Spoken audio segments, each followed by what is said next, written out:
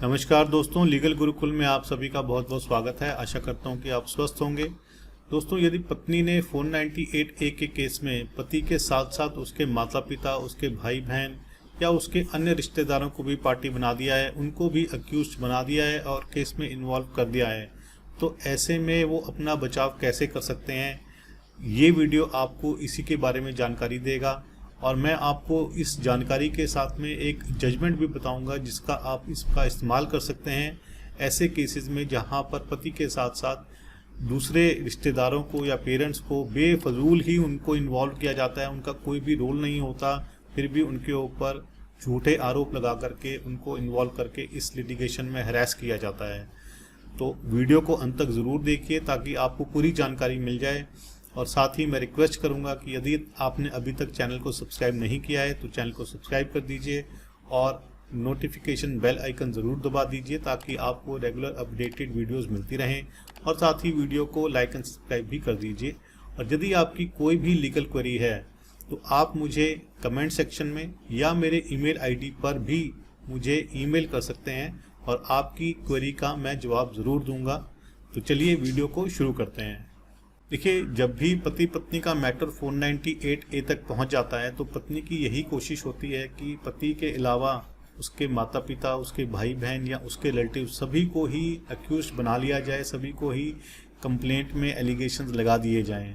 लेकिन अब उनको डरने की ज़रूरत नहीं है क्योंकि कानून भी उनकी मदद के लिए ही खड़ा है। कानून को पता है कि 498A का जो यूज़ के ज़्यादा मिसयूज़ हो रहा है, वो जो कानून दिया गया था महिलाओं को, शादीशुदा महिलाओं को उनकी सुरक्षा के लिए, अब वो सुरक्षा के अलावा उसको एक वेपन की तरह यूज़ करती हैं, पति को, उसके पेरेंट्स को या उसके और रिश्तेदारों को हरास करने के लिए।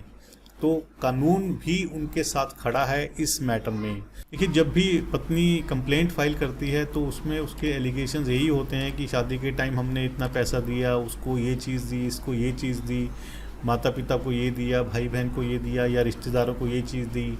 उसके बाद जब मैं घर में गई तो मेरे साथ गलत व्यवहार हुआ, मेरे को मेंटल टॉर्चर किया गया, मेरे को फिज़िकल टॉर्चर किया गया, मुझे इन लोगों ने जो है मिलके मुझे मार पिटाई करी, मिलके मुझे गालियाँ दी और मुझसे पैसे मांगे या दहेज मांगा मुझसे। और यदि कोई और फंक्शन है तो उस पर मुझसे ये डिमांड की गई। इसी तरह के एलिगेशंस, कॉमन एलिगेशंस होते हैं लड़की के 498A में। हालांकि उसके पास इन चीज़ों का किसी का भी प्रूफ नहीं होता, लेकिन फिर भी वो लगा देती है, सबको इन्वॉल्व कर देती है। कहीं ना कहीं एक लाइन में ही एक लाइन लिख देती है कि हाँ भी इसने ये चीज़ करी।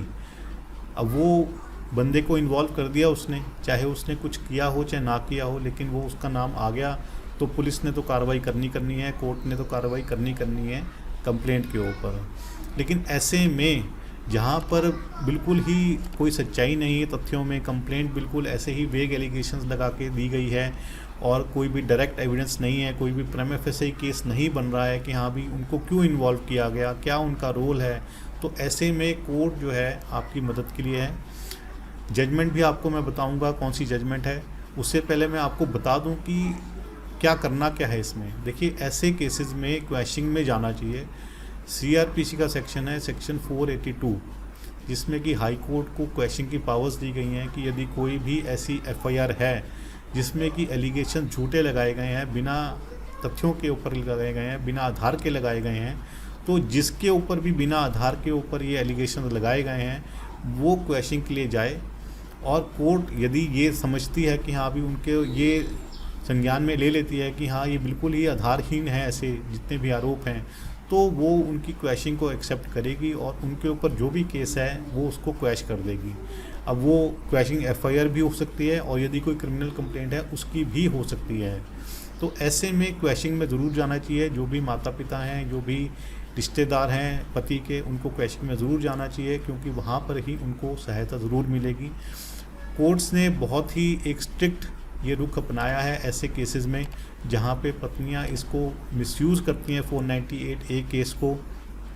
जजमेंट में आपको बताता हूँ, अमरजीत कौर वर्सेस जसविंदर कौर, ये आप जजमेंट पढ़ सकते हैं। इसका मैंने लिंक आपको डिस्क्रिप्शन में दे दिया है, आप वहाँ से जाके इसको पढ़ सकते हैं। इस केस में भी पत्नी ने पति के ऊपर या और अन्य रिश्तेदारों के ऊपर फिजिकल क्रुएल्टी, मेंटल क्रुएल्टी, दहेज के लिए प्रताड़ना, इस तरह के एलिगेशंस लगाए थे और कोर्ट ने इसमें भी यही चीज़ हेल्ड करी कि ये चीज़ जो है कि बाकी सबको इन्वॉल्व करना, ये अब एक नॉर्मल एक सिनेरियो बन गया है कि एलिगेशन लगा दो और उनको इन्वॉल्व कर दो, जबकि कोई आधार ही नहीं है। क्योंकि कई केसेस में ये देखा गया है कि जो जिसके ऊपर आरोप लगे हैं वो इंडिया में है ही नहीं, वो बाहर ही रह रहा है। तो जो अब्रॉड है आप उसके ऊपर भी एलिगेशन लगा रहे हैं, जो कोई बेड रिडन है उसके ऊपर एलिगेशन लगा रहे हैं, जो कोई माइनर है उसके ऊपर भी एलिगेशन लगा रहे हैं। तो या यदि कोई ये थे कि ब्रदर सिस्टर्स हैं, वो मैरिड हैं और अलग ही अपने फैमिली के साथ रह रहे हैं, तो ये चीज़ें भी देख के उन्होंने ये क्वेश्चन करी। तो मेन बेस यही आता है कि जहाँ पर पत्नी ने बेसलेस एलिगेशंस लगा दिए हैं, फॉल्स एलिगेशंस लगा दिए हैं, वहाँ पे क्वेश्चनिंग में ज़रूर जाना चाहिए। और आप ये जो जजमेंट है ये आप अपने पास ज़रूर रखिए ताकि आपको इसकी मदद मिल सके, आप इसको रेफ़र कर सके कहीं ना कहीं जहाँ भी आपकी मदद हो। तो आज का वीडियो इतना ही। यदि वीडियो आपको पसंद आया तो प्लीज़ सब्सक्राइब, लाइक और शेयर ज़रूर कर दीजिएगा। अगली बार ये हम फिर मिलेंगे नए वीडियो के साथ। तब तक के लिए धन्यवाद। जय हिंद।